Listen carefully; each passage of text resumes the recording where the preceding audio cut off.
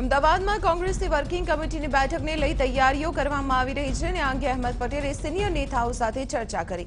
Meeting અને સભાના આયોજનને લઈને તેમણે ચર્ચા કરી હતી. અમિત ચાવડા, પરેશ ધાનાણી, અર્જુન મોઢવાડિયા સહિતના નેતાઓ સાથે બેઠક કરી. સુરેન્દ્રનગરમાં તરણેતર ખાતે મુખ્યપ્રધાન વિજય રૂપાણીના હસ્તે સુજલામ સુફલામ જળ અભિયાન 2019નો પ્રારંભ કરવામાં આવ્યો અને આ પ્રસંગે સાંસદ દેવજી ફતેપરા, ડોક્ટર ભરત બોગરા સહિત ધારાસભ્યો, હોદ્દેદારો અને કાર્યકર્તાઓ ઉપસ્થિત રહ્યા. તો જળક્રાંતિ અભિયાનથી સૌરાષ્ટ્ર કચ્છ સહિત સુરેન્દ્રનગરના સમગ્ર વિસ્તારમાં પડતી પાણીની હાલાકી દૂર થશે. આ તકે સીએમ રૂપાણીએ કહ્યું, સમગ્ર રાજ્યમાં આશરે 13,834 કામો રૂપિયા 330 કરોડના ખર્ચે હાથ ધરવામાં આવશે અને રાજ્યભરમાં લોકભાગીદારીથી અંદાજે 3,524 તળાવો, ચેકડેમો, જળાશયો ઊંડા કરવાની કામગીરી હાથ ધરાશે.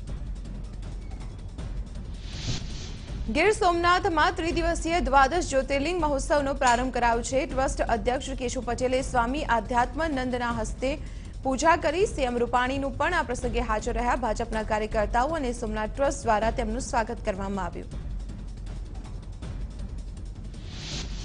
જૂનાગઢમાં શિવરાત્રી કુંભ મેળાની આખરી તૈયારીઓને લઈ કેબિનેટ પ્રધાન ગણપત વસાવા અને વિભાવરીબહેન દવે મેળાનું નિરીક્ષણ કર્યું. અધિકારીઓ સાથે બેઠક યોજી તમામ રૂટ અને કાર્યક્રમ અંગે તેઓએ જાણકારી મેળવી. જૂનાગઢમાં શિવરાત્રી કુંભ મેળાની તૈયારીઓ માટે બેઠક મળી હતી, જેમાં શિક્ષણ પ્રધાન ભૂપેન્દ્રસિંહ ચુડાસમા, ગણપત વસાવા અને વિભાવરીબહેન દવેએ હાજરી આપી. પુલવામામાં આતંકી હુમલાની ઘટનાને લઈ ઇન્દ્ર ભારતી બાપુએ સૂચન કર્યું કે આ વખતે બેન્ડ બાજા અને ઢોલ નગારા ન વગાડવામાં આવે. ઇન્દ્ર ભારતી બાપુએ સૂચન કરતા સાધુ સંતોએ પણ સમર્થન આપ્યું. સાબરકાંઠામાં સાબર ડેરી નિયામક મંડળના 4 ઝોનની મત ગણતરી કરવામાં આવી છે. પ્રથમ રાઉન્ડમાં વિકાસ પેનલ આગળ છે, ત્યારે સાબર ડેરી બહાર વિકાસ પેનલના ટેકેદારોએ ફટાકડા ફોડી વિજયોત્સવ મનાવ્યો હતો. મોરબીમાં પુલવામામાં શહીદ જવાનોને શ્રદ્ધાંજલિ આપવા એસપી સહિત પોલીસકર્મીઓએ રક્તદાન કર્યું. મોટી સંખ્યામાં પોલીસકર્મીઓએ રક્તદાન કર્યું અને શહીદ જવાનોને શ્રદ્ધાંજલિ અર્પી. અમરેલીમાં આરોગ્ય કર્મચારીઓ 8મા દિવસે હડતાલ પર ઉતર્યા. જિલ્લા આરોગ્ય કચેરીએ કર્મચારીઓ વિવિધ પ્રશ્નોને લઈ અચોક્કસ મુદતથી હડતાલ પર બેઠા. સરકાર તરફથી કોઈપણ જાતનો પ્રતિભાવ ન મળતા કર્મચારીઓ રોષે ભરાયા. બનાસકાંઠાના ઇકબાલગઢ રેલવે સ્ટેશને ટ્રેનની ટક્કરે યુવાનનું મોત થયું. પાટા ઉડંગતી વખતે આ દુર્ઘટના ઘટી. બોટાદમાં આવેલા ગઢડાના નિંગાળા ગામ નજીક રિક્ષા અને કાર વચ્ચે અકસ્માત સર્જાયો, જેમાં 6 લોકો ઇજાગ્રસ્ત થયા. તમામ ઇજાગ્રસ્તોને હોસ્પિટલમાં સારવાર માટે ખસેડાયા, જોકે 2ની હાલત ગંભીર જણાતા વધુ સારવાર માટે ભાવનગર રિફર કરાયા. સુરતના મજુરા ગેટ ખાતે આવેલી નવી સિવિલ હોસ્પિટલમાંથી એક મહિલાએ બાળકીનું અપહરણ કર્યું અને આ ઘટનાને અંજામ આપનારી મહિલા અને તેના પતિની પોલીસે ધરપકડ કરી. આરોપી મહિલાના લગ્નના 3 વર્ષ પછી પણ સંતાન પ્રાપ્ત ન થતા તેણે આ અપહરણનું કાવતરું રચ્યું હતું. વલસાડમાં જીએસટી અધિકારી લાંચ લેતા ઝડપાયા છે. કસ્ટમ સુપ્રિન્ટેન્ડન્ટ નરેન્દ્ર સામરિયા 1 લાખની લાંચ લેતા ઝડપાઈ ગયા. વલસાડ એસીબીએ અધિકારીને રંગે હાથે લાંચ લેતા ઝડપી પાડ્યા. અધિકારીએ પેનલ્ટી સેટલમેન્ટ માટે લાંચ માંગી હતી. અમદાવાદના સાબરમતીમાં આવેલી શિવલાલ કનૈયાલાલની ચાલી પાસે એક યુવાનની હત્યા થઈ. યુવાનની હત્યા કરાયેલી લાશ તેના જ બંધ ઘરમાંથી મળી આવી. પોલીસ તપાસમાં તેના શરીર પર માર માર્યાના નિશાન પણ જોવા મળ્યા. તો મૃતક યુવાનના પરિવારજનોનો આક્ષેપ છે કે તેના જ પડોશી મદનલાલ બેરવા અને તેના પરિવારના લોકોએ જૂની અંગત અદાવત રાખીને કૃણાલને ઢોર માર માર્યો. ત્યારે પોલીસે આ મામલે ફરિયાદ નોંધીને તપાસની કામગીરી હાથ ધરી છે.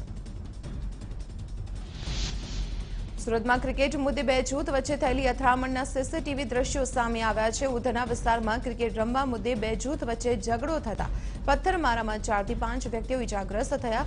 તો પોલીસે રાયોટિંગનો ગુનો નોંધી આરોપીઓની ધરપકડ કરી છે.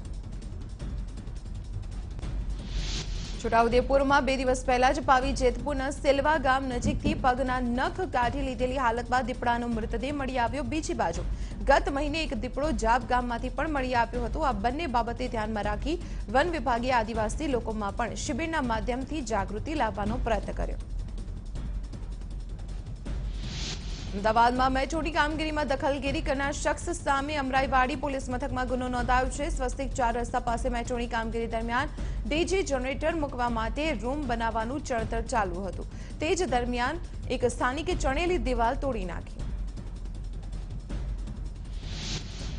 રાજકોટમાં સૌરાષ્ટ્ર ક્રિકેટ એસોસિએશને બેનરમાંથી પાકિસ્તાનની હકાલપટ્ટી કરી છે। એસોસિએશને બેનરમાંથી પાકિસ્તાનનું નામ હટાવી દીધું। પુલવામા હુમલા બાદ ક્રિકેટ એસોસિએશને 10 દેશના નામવાળા બેનરમાંથી પાકિસ્તાનનું નામ હટાવી દીધું। રાજ્યમાં 4 આઈપીએસ અધિકારીની બદલી કરવામાં આવી છે, જેમાં અમદાવાદ ઝોન 1ના ડીસીપી જયપાલસિંહ રાઠોડની ભાવનગર જિલ્લા પોલીસ વડા તરીકે બદલી કરવામાં આવી, જ્યારે ઝોન 2ના ડીસીપી પન્ના મોમાયાની સુરતના ડીસીપી તરીકે બદલી થઈ। ઉપરાંત એજી ચૌહાણની ટ્રાફિક ડીસીપી અને કે નીનામાની એસઆરપીએફ ગ્રુપ 17માં બદલી કરાઈ।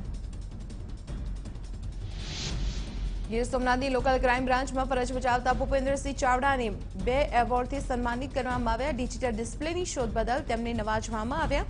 ડિજિટલ ડિસ્પ્લે બનાવવામાં 38 વખત નિષ્ફળ થયા બાદ ભૂપેન્દ્રસિંહને સફળતા મળી હતી। રાજ્યમાં 2 દિવસથી ચાલી રહેલી એસટી વિભાગની હડતાળ સમેટાઈ ગઈ છે, જેને લઈ એસટી સેવા ફરી રાબેતા મુજબ શરૂ થઈ ગઈ। રાજ્ય સરકાર અને એસટી નિગમની સંકલન સમિતિ સાથે બેઠક બાદ આ નિર્ણય લેવાયો। મહીસાગરમાં 2 દિવસની હડતાળ બાદ એસટી વ્યવહાર રાબેતા મુજબ શરૂ કરાયો, તો લુણાવાડા એસટી વિભાગના કર્મચારીઓએ ફટાકડા ફોડીને મીઠાઈથી મોં મીઠું કરાવી ઉજવણી કરી હતી। જામનગરમાં 24 વર્ષીય જેનાલી મહેતા નામની યુવતીએ દીક્ષા લેવાનો નિર્ણય લીધો છે। તેણે એમકોમ સુધીનો અભ્યાસ કર્યાની સાથે ધાર્મિક પુસ્તકોના વાંચનથી દીક્ષા લેવાનો નિર્ણય લીધો, જેને પરિવારજનોએ સહમતિ આપી। ત્યારે વાતે ગાતે શોભાયાત્રા કાઢવામાં આવી, જ્યારે 24 તારીખે દીક્ષા મહોત્સવ યોજાશે। આગામી 7 માર્ચથી ધોરણ 10 અને ધોરણ 12ની બોર્ડની પરીક્ષા શરૂ થઈ રહી છે, ત્યારે 25મી ફેબ્રુઆરીએ હોલ ટિકિટનું વિતરણ કરવામાં આવશે। હોલ ટિકિટના વિતરણ માટે સમગ્ર રાજ્યમાંથી 35 થી 40 વિતરણ કેન્દ્રો નક્કી કરવામાં આવ્યા છે, જેમાં અમદાવાદ શહેર અને ગ્રામ્યની 3 શાળાઓનો સમાવેશ થાય છે।